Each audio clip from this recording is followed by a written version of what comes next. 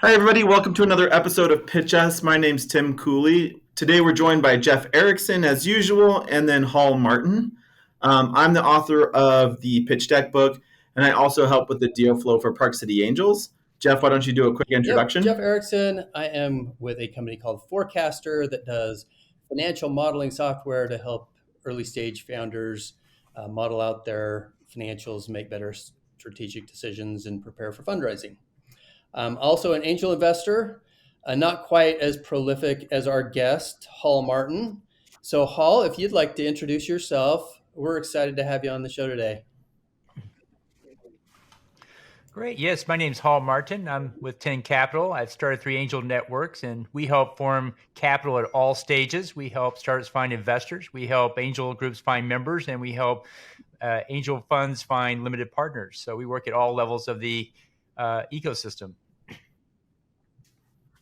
Awesome. So glad to have you here. Josh, super excited to learn where you're up to. Why don't you go ahead and share your screen and then pitch us? All right, let's jump right into it then, huh? So share screen.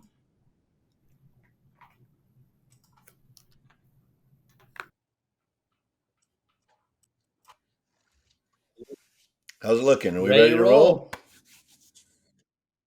Well, welcome. My name's Josh Luke, and I'm the founder and CEO of ANYFANS. ANYFANS is a socially conscious social network that's launching in September of 2022. We're actually available in the App Store right now as we do our final pool testing and have a couple different pools of both high school kids and college age kids, which are our target, which is young adults and teens. So, with that, I'd like to just share a little bit about my history. I actually was a hospital CEO for 10 years. And in fact, I ran the largest mental health hospital in Orange County, California. And so I got to see firsthand how the mental health crisis was really challenging young adults, teens, and their families as well.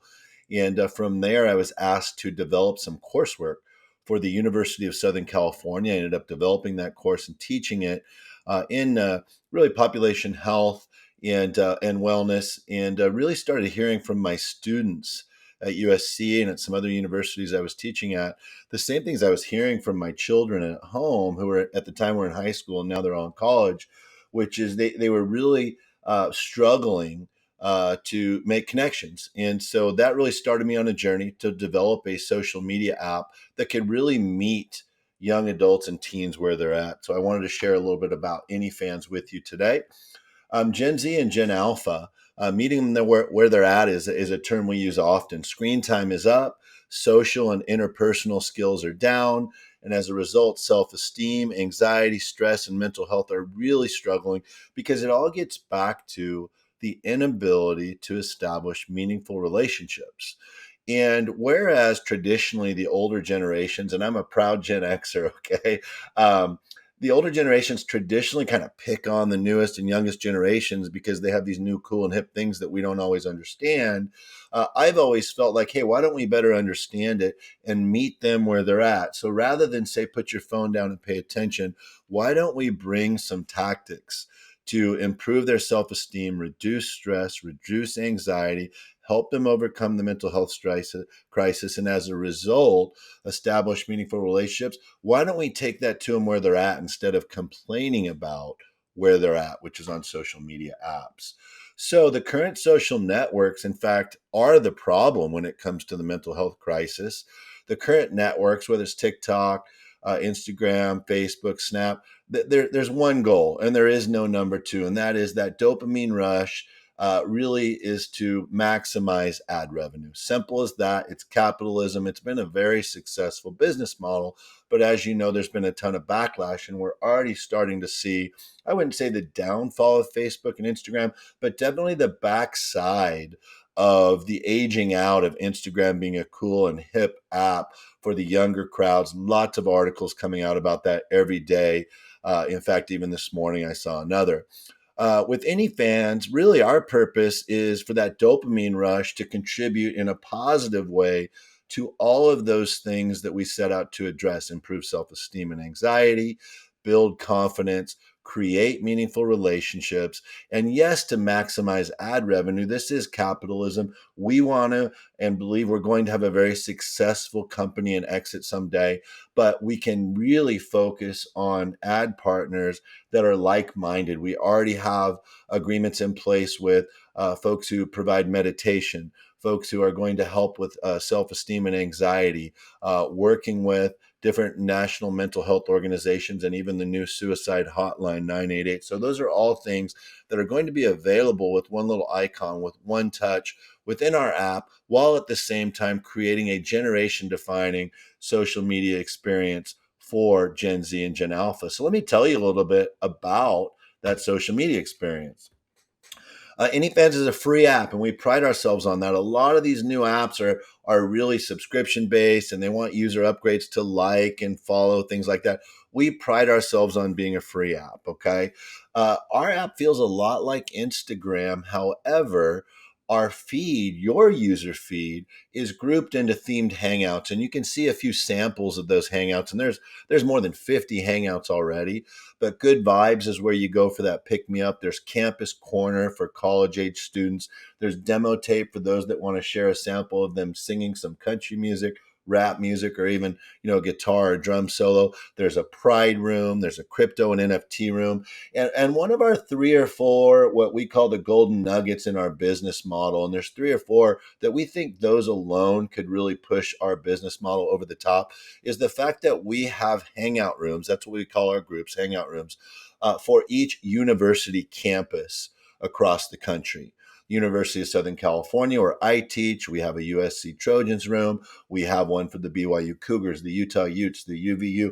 All of the different universities are going to, at some point, have a hangout once we're fully launched. Believe it or not, there's no social app right now that allows students or alums or family members or just kids that live in the area to post in a room where others who attend that university can see it. Right now, the only type of platforms that allow that are you submitting something to somebody else's handle or username where they have to choose and approve it. We're basically going to open a room up where anyone can join it. There is no, oh, do you go to this school or were you an alum? Nope, you can just follow it because you enjoy it.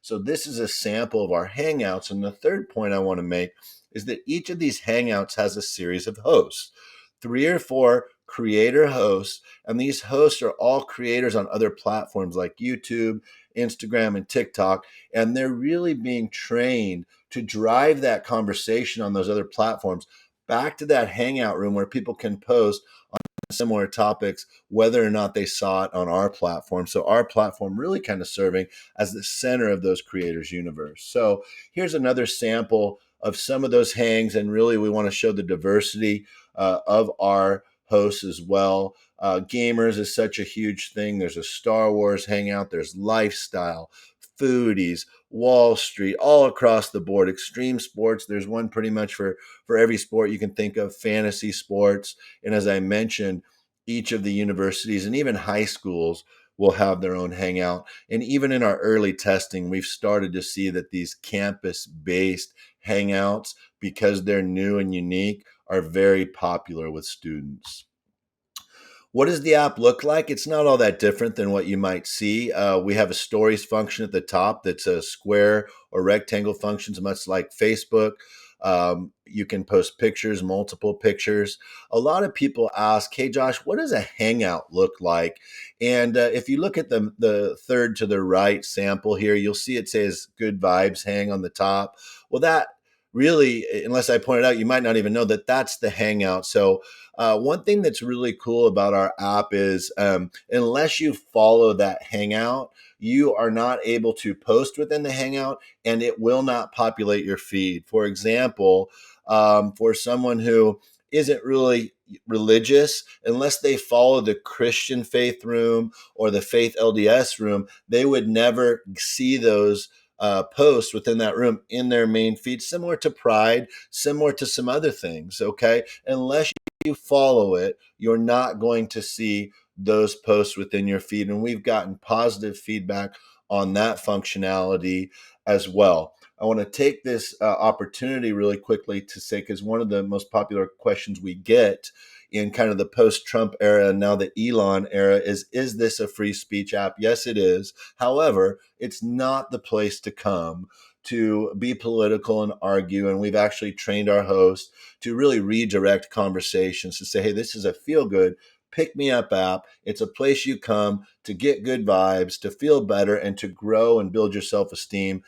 So it's not the place that you're going to come for controversy. We mentioned that we are the world's first Web3 focused multi-platform social experience. You see an example of some of our YouTube creators here on the right.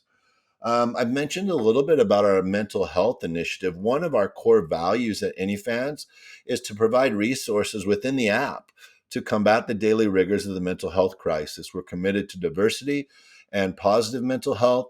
We have strategic partners, as I mentioned already, that are meditation-based, stress management-based, and wellness companies.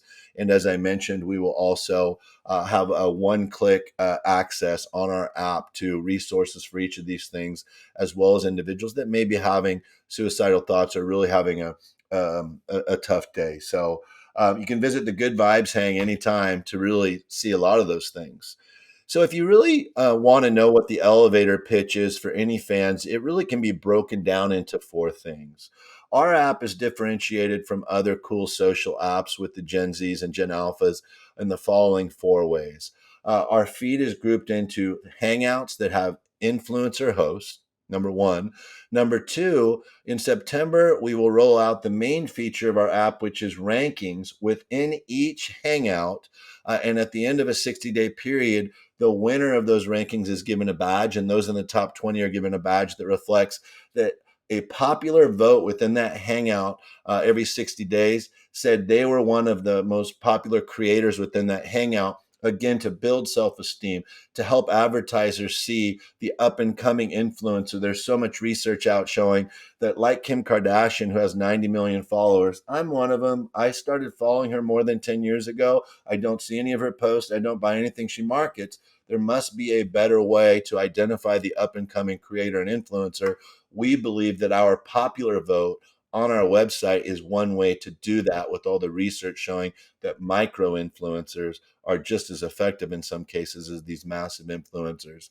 The third pillar of our app that differentiates us is the engagement rewards that help creators move towards Web3, which is basically they will own their own subscription-based portal on our platform come January as we roll out the next phase, January 2023. We won't be so much enabling them to sell content, but they will sell content, and we will just take our small administrative piece on their subscription-based portion of their profile. And finally, incentives to use the app daily. And this is something that I think really sets us apart.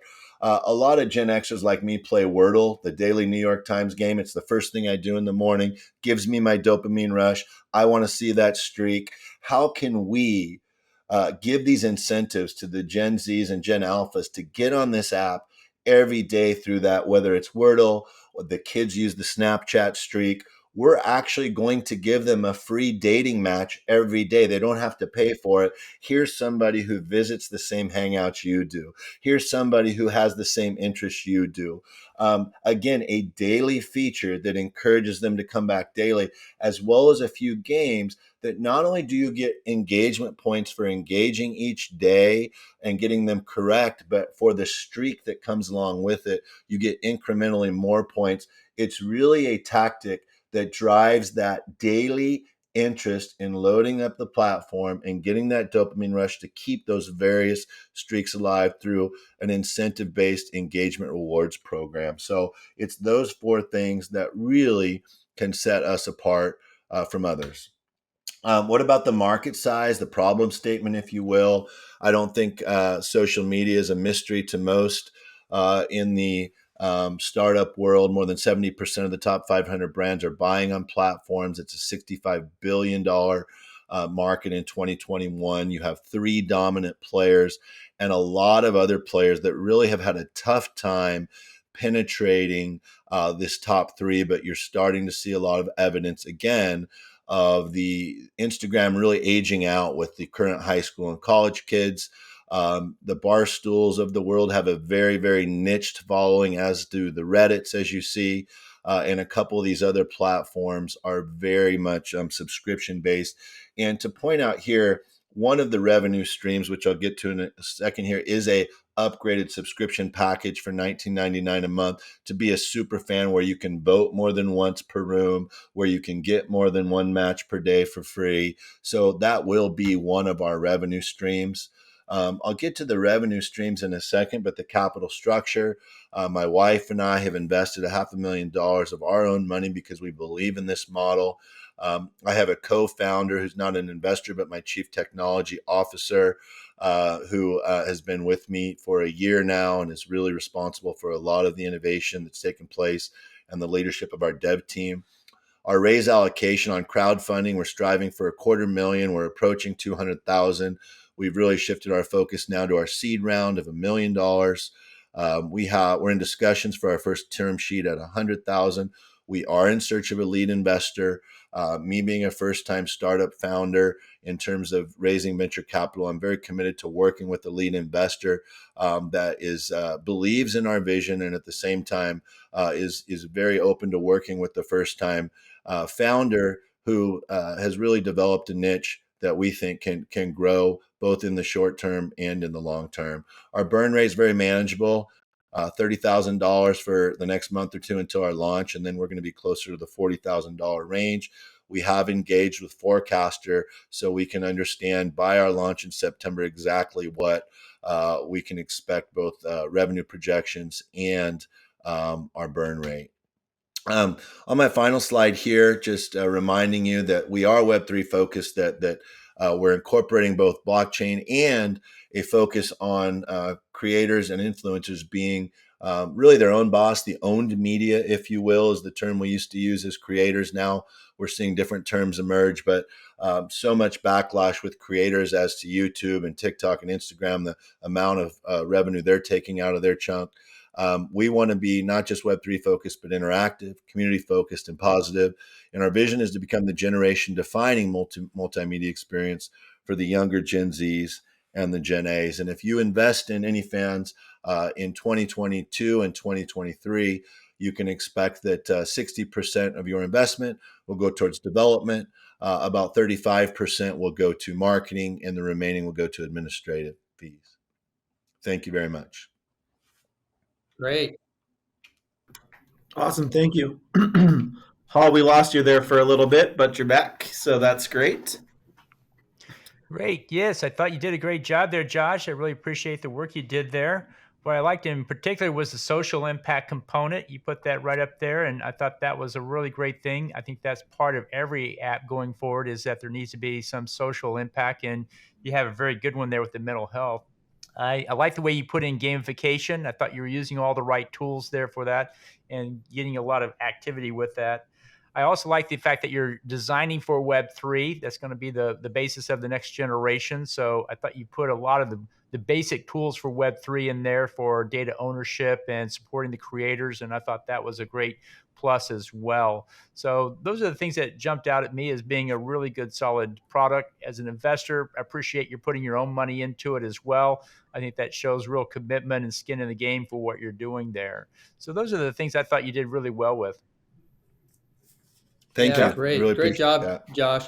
I'll also mention that I think you're a very good presenter. You come across very confident, and I think your presentation style is fantastic. Um, and then Thank you. in terms of some of the other things, I really like the area that you're focused on. There's a need. You establish that need, or the problem, the mental health crisis. I think most people can relate to that in terms of there is a real need there that you're addressing. And then, I guess there were some things that I would probably work on. I did like how you had, you identified where you have put money in, and there were some things missing in kind of the finance slides and some of the other slides, but we can go through that in some of the feedback session as well. Thank you. I'll echo. One of the things I really actually liked is your the finances traction. You know, the money you guys put in. You've got some people backing you. You're doing the crowdfunding thing.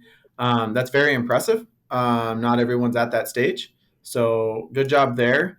There are some things that we'll talk about that I think obviously can get improvement.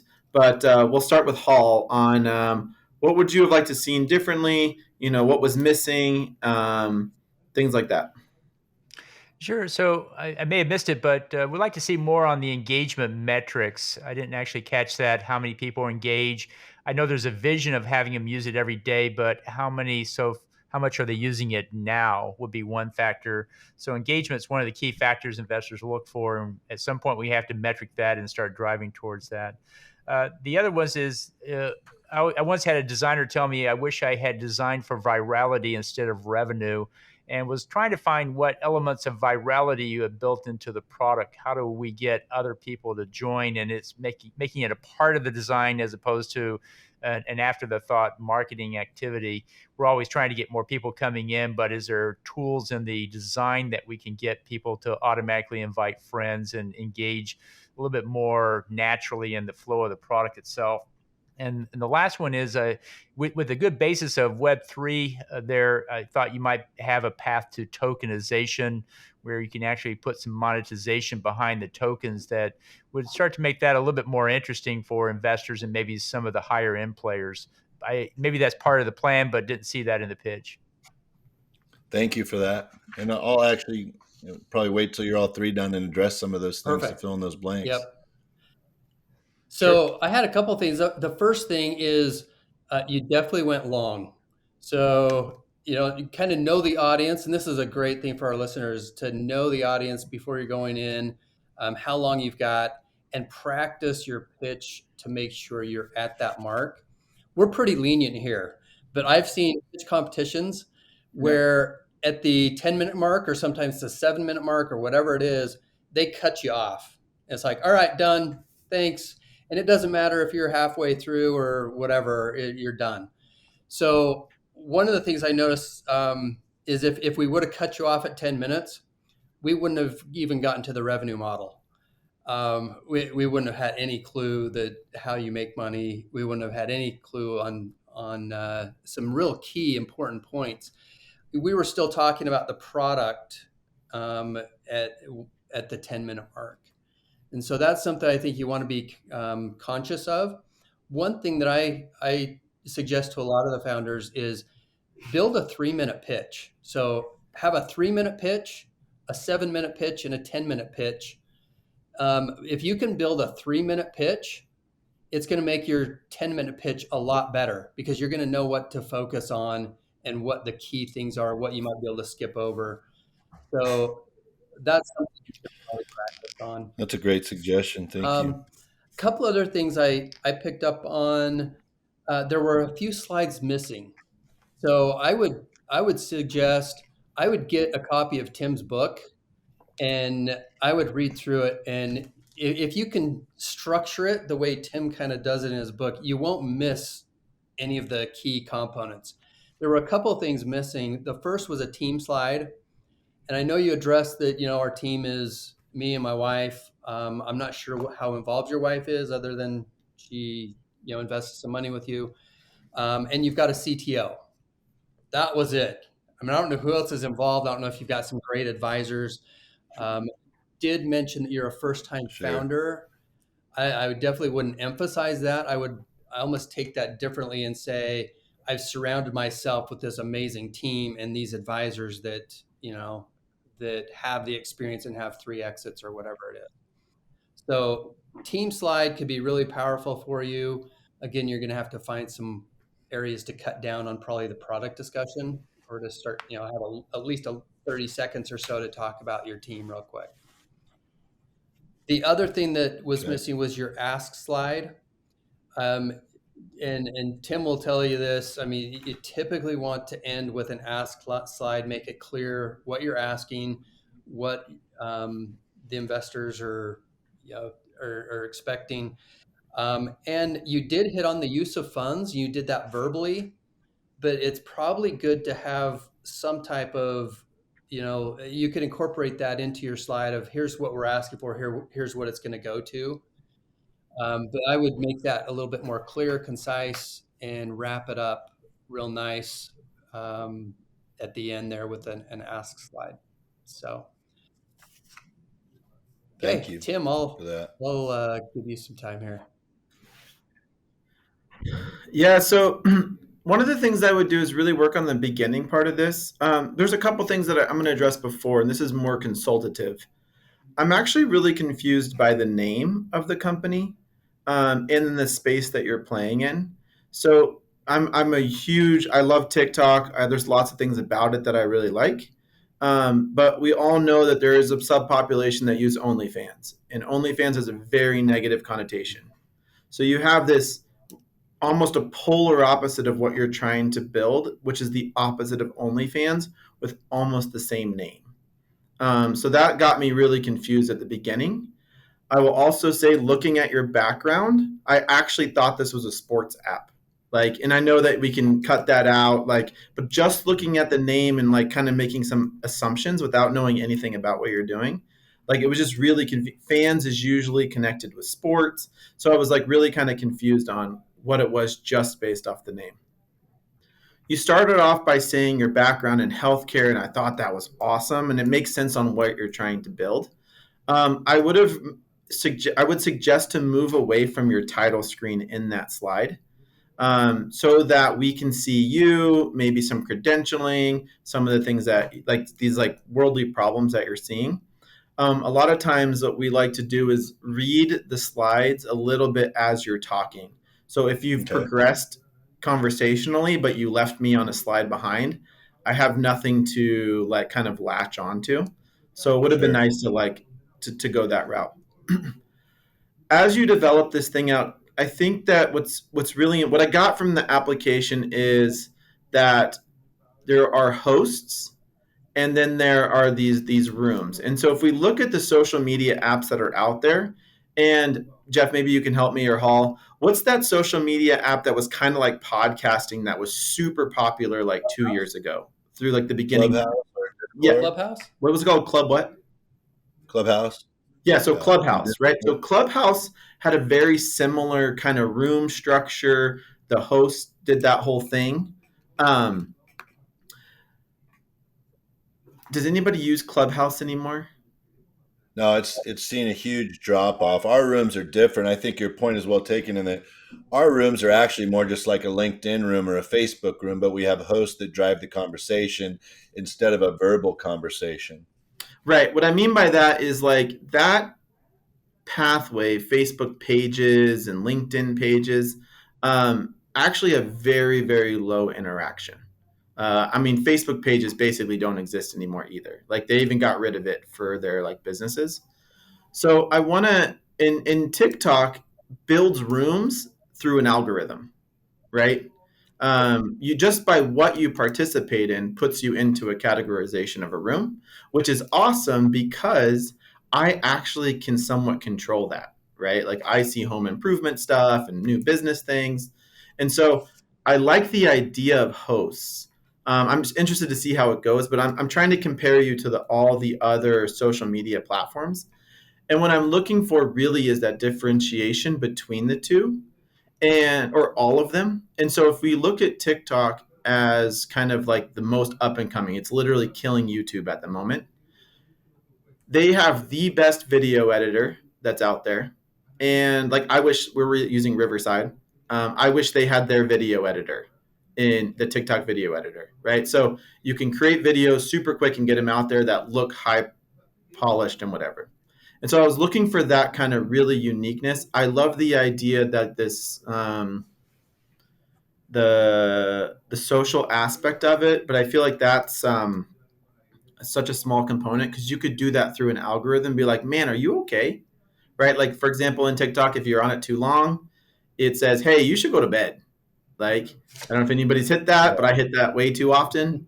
Not proud of it. But those types of things would be really, really interesting, right? And I don't know what you guys have built out. And I think that goes back to what Jeff mentioned, how long it went.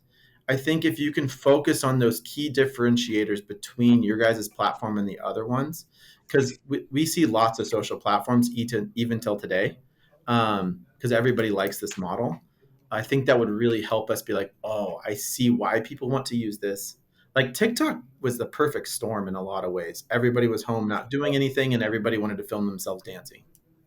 Like it Or just kind of took off, and then it became its own thing, and that's what all social platforms do. But I want to talk. So yeah, really shorten that. Really figure out what's different between you and the social platforms. Show us the solution. I know you did that on like those. You had a couple slides, but like break out like those key differentiators. Really, really big. Like this is how people get help with this mental illness or whatever. I think what you just articulated might be the best feedback I've gotten, whether it's through my virtual accelerator or even I did my 7-minute pitch last week, is different, not just differentiation, but you were very specific about, we have research that shows adults on Facebook and LinkedIn use rooms because we're information seeking. But none of the social apps that target Gen Z or Gen Alpha have ever attempted it because they've relied on algorithms to build the room. Mm-hmm. And what you actually said about TikTok, actually, there's articles even today illustrating that's not accurate. When I went onto TikTok, they fed me what they knew all of you liked, not what I liked. And 60 or 70% of what is in my feed. There's a big article today in social media today about how Instagram has 100,000 signed petition against them, led by the Jenners, saying, stop doing that. We want the people that we follow in our feed, not the big influencers that we don't care about. So what I need to do is take that research that we have and in a very succinct way say, now TikTok's seeing backlash and Instagram's already lost this battle. And Instagram took too long to copy TikTok and they're still struggling. But Clubhouse, and Twitter now has the same thing as Clubhouse, right? They have rooms, aren't doing so well. So where ours differ is we have hosts, but it's more like a room that you pick because you're a soccer player and a student athlete. And now you can build your feed out from there. And I can definitely articulate that more effectively. And I really appreciate that point. And Reddit uses hosts as well. Yeah. Right. So it's very similar structure of Reddit, and it works really, really well. I mean, Reddit is the front page of the internet. That was their slogan. Yeah. So I think really cleaning up the problem and solution will really help us understand what's going to differentiate this. To Hall's point, I think using those research points to say, here's how we get users, because that's all social platforms have to get users, and then keep them. One thing that I would recommend is be cautious on the Web 3.0 right now. It can work and it can't work. So, and I don't know. I don't know which way it's going to go. But yeah, the other thing that I think was missing was traction from the product point of view. You told us a little bit of the traction of the capital raise, which I thought was really good. But like here we've launched, like this is version 1. We brought on a marketing guy or whatever. I would have loved to have seen that called out really cleanly. And then like Jeff mentioned, and this is my coup de grace moment, is always in with an ask slide. It's literally the most important slide in the deck once you've made it through, because it gets the most airtime. Okay, perfect. I appreciate this input has been fabulous. Can I ask a few questions? Yeah. Yeah. So we literally just launched in the App Store 3 weeks ago, and we're creeping on 1,000 users, but that's by design. We're doing some very targeted high school marketing. In fact, in an hour, there's going to be 100 kids get a free ice cream for downloading our app and joining their high school hangout. And we're creating a competition between North Orange County, California high schools and tracking their behavior. And college marketing is going to happen in Utah Valley. It started just with 2 or 3 influencers here in the next few weeks, but we're sponsoring the Tribe Utah's back to school party at Utah. We're working, or at BYU, we're working with 3 or 4 BYU athletes on the NIL marketing. And one of the points that won't shock you because of the point about OnlyFans is girls are really hesitating to download our app because they haven't seen the brand out there, the social acceptance. And so we have a lot of strategies to get that social acceptance. We believe, and from day one when we bought this, because one of the points you guys made me realize I need to put celebrate your fandom back on the first slide. Because when we say we're a free app and we celebrate the fandom of all users, that OnlyFans question is less aggressive. It's like, okay, I get it. You're trying to build self-esteem, identify people. And I have some very succinct message points from back in my PR days when asked about that association. We're a free app that partners with mental health to build self-esteem. They're a subscription-based app, which is dominated by people in the adult industry. Other than 4 letters, there's really nothing related. And we believe that our brand will be stronger within 1 year than theirs is. And we're willing to move forward, understanding that people know we're here to help celebrate their fandom by building self-esteem. So those talking points are there. Between last week and you guys, this has been very helpful for me to learn how to do this pitch. And the slides that were already identified, the go-to-market strategy, which you guys covered, a 5-year plan, which is a little harder for a social platform, but just an attempt at it. What our 3 KPIs are, and I'll share them with you guys. User acquisition is number 1. Time in app is that's actually number 3. Daily active users is number 2. And I think DAU, daily active users, rapidly becomes the most important one once we get into our rollout of how many people are there. Love the suggestion of tokenization. That's part of our engagement strategy. One of the things I didn't mention, because it just came up in the last week or so, that I think is going to be one of those other golden eggs I mentioned, is when you check in every day, that daily dopamine rush, you get to pick a happy face, sad face, or I'm not sure yet. And that's going to prompt a message to 10 of your friends and say, hey, give Jeff a high five. He checked in having a great day already. Or, hey, Tim said he's not off to a good start today. Why don't you throw a pick me up his way? Here's 5 or 6 pre-populated things to do. And if you chose the I'm not sure yet emoji, then we send you a push 3 hours later and say, hey, how you doing? So it's those daily prompts that I'm really excited about. Yeah, and again, I think one of the points is finding out how to bring some of those in, and if you can get down to that 3-minute pitch or the 7-minute, figuring out what are those key elements that investors are really going to latch onto, and that might be one of them. Attract. So can I ask you guys real quick then on the slides? I've gotten a lot of. Can I do a screen share real quick? Sure. Is that okay? Mm-hmm. I've gotten a lot of favorable comments on this slide. Hey, it kind of is a good intro about the creative component.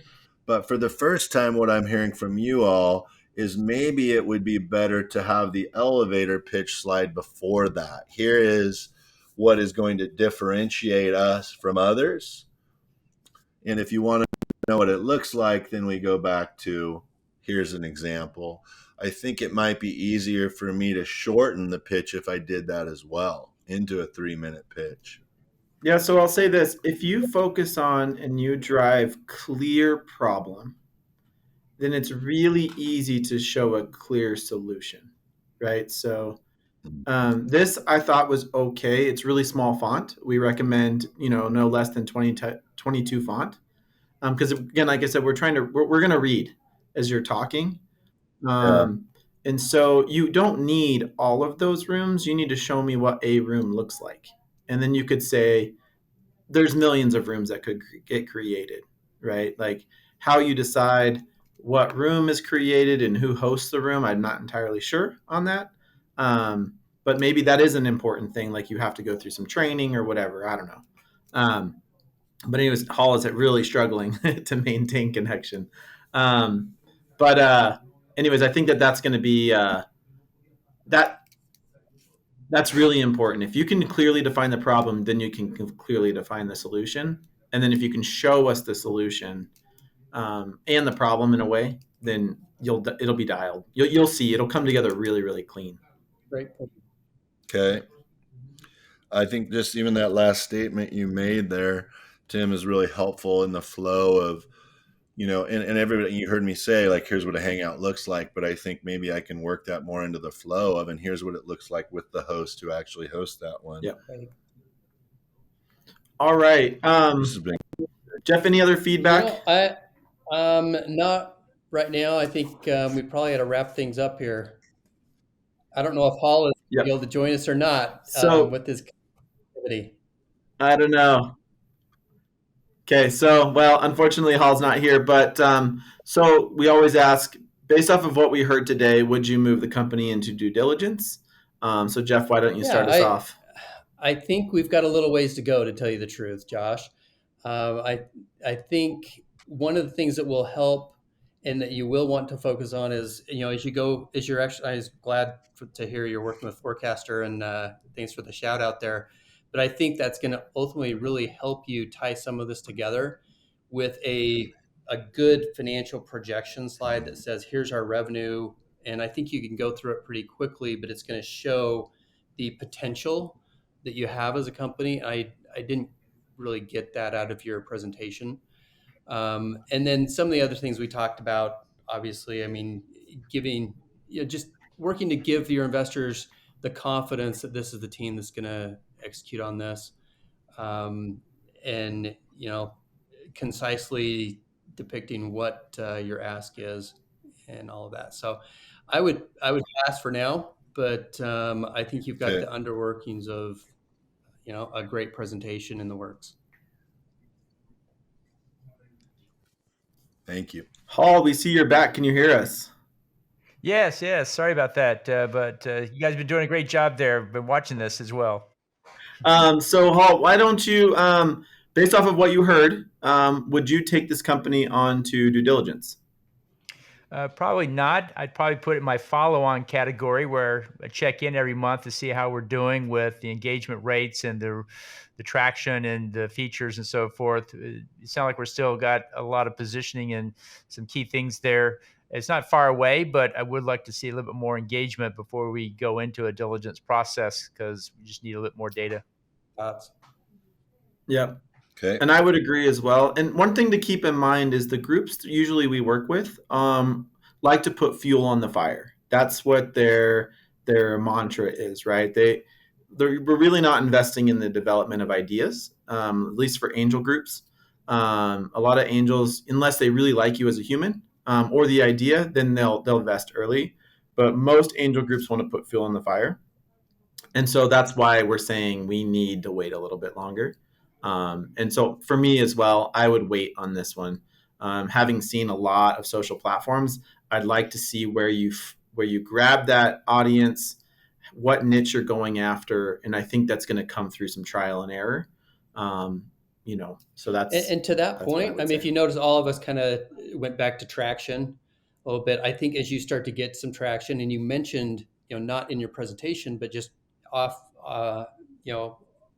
camera or whatever, how you had 1,000 users that you were ramping up. Stuff like that is what I think is going to start to get you past some of the traction and engagement conversations. Yeah, Great. I'll add to that. So you're raising capital to hit certain milestones, right? And you didn't give us any kind of I would have loved, you talked about how you're going to launch at this school and then this school and then that was the plan. That slide would have been really important. So look, we've got 1,000 people on the platform. We're doing some testing. Here's what's going to happen next with I think you're raising $1 million. I don't remember what the number is. With the $1 million, we're going to launch in these geos and then blah, blah, blah, blah. All right. That's a great suggestion. Cool. Hall, any other feedback real quick before we close? No, it sounded like you had some great examples there with the students and the cohorts you're doing. I thought that's the right thing to do A/B testing and get real close to a group of users and really learn what they like and don't like. I think that's the way you do it. And so I think you're on the right track from that point of view. Thank you. Cool. Yeah, we're excited. Our strategy all along is for me to kind of get to know folks like you, angels, VC organizations, let them know who we are, what our timeline is. And then when we launch in September, really provide data that shows we're getting that traction, we're growing. And I really appreciate your helping me tell that story. And Tim, I am going to get a copy of your book. And I really appreciate your input on the slide deck. It seems that I finished right at 7 minutes last week at my first ever pitch. I love your suggestion, Jeff, of doing 3. And we'll take it from there, and we'll be ready to go by September with some data and our pitch to make sure we're telling the story in a manner that I love just to close the investors that want to throw fuel on the fire as opposed to pay for development. There you go. Well, thanks everybody for being here. Hall, it was great to have you on the show. If you're looking for help on this capital, please apply. We'd love to have companies come on here. It's pitchus.io/apply. Come to there. If you're looking for help on the financial slides, check out Forecaster, and then reach out to Hall. Follow any of us on LinkedIn. We'd love to hear from you. And we'll see you guys next time. Yeah, thanks, Josh. Thank you, Hall. Thank you so much, guys.